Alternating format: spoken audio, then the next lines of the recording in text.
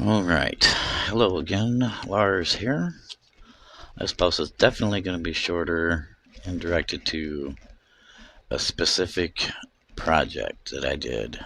And this time I am going to single out two different people, but it's the only two people I found that do it, so it was easy to figure out, and it's a very cool thing that I think everybody could benefit from, but it's doing your own DIY spray booth indoors.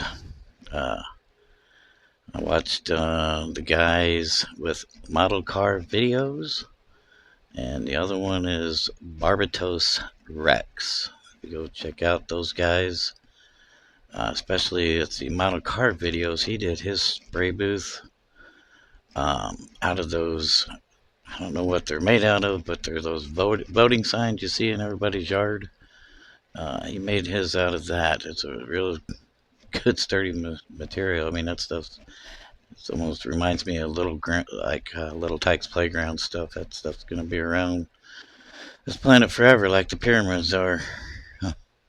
Anyway, I'm collecting those pieces along the way, but because I'll see them knocked over on the sidewalk or out in the street. But if I see somebody and that particular event is over, I don't even put it past myself to ask them if I can have it. So I'm collecting mine, but in the meantime, I made mine out of cardboard and some other little bits and pieces, and an inexpensive quart of gray house paint and some polyurethane.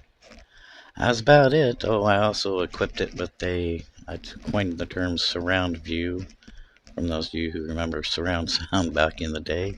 Surround view, yeah, no, it's got LED lights all on the inside of it. One of these days I'll have it on a future project.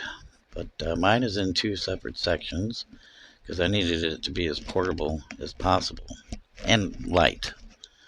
I just described the top section so it's pretty light.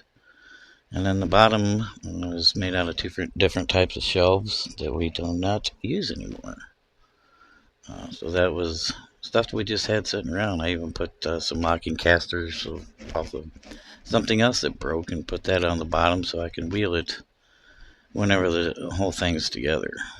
So I also wanted to keep things, hidden.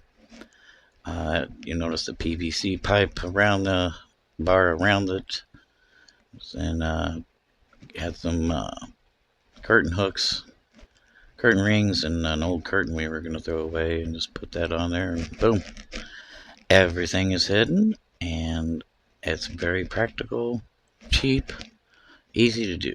Now, the other guy I mentioned, Barbatos Rex, he's got an alternative idea to, I think if I remember correctly, the guy from Model Car Videos, he blows his overspray and everything outside.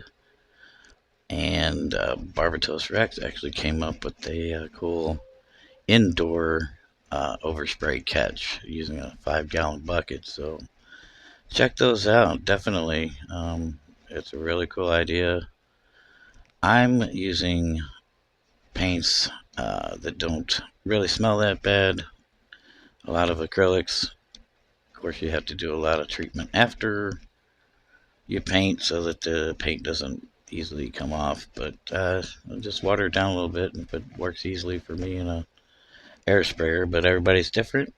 So anyway, yeah, go check this stuff out. I'm glad this was a lot shorter. Hopefully I will be more comfortable and everything to do live on my last post. I'm going to show off my model spinning around and describe a little bit of it to you guys. So that'll be a shorter one than the first one as well. Not sure how long it'll be, but I don't want to bore everybody with just looking at a picture. Not a picture, but looking at an unfinished model spinning while somebody's talking about it. Anyway, thanks again for your time. I'm glad you made it back here, if you're back. And I'll catch you on the next one. Don't forget, passion perpetuates purpose.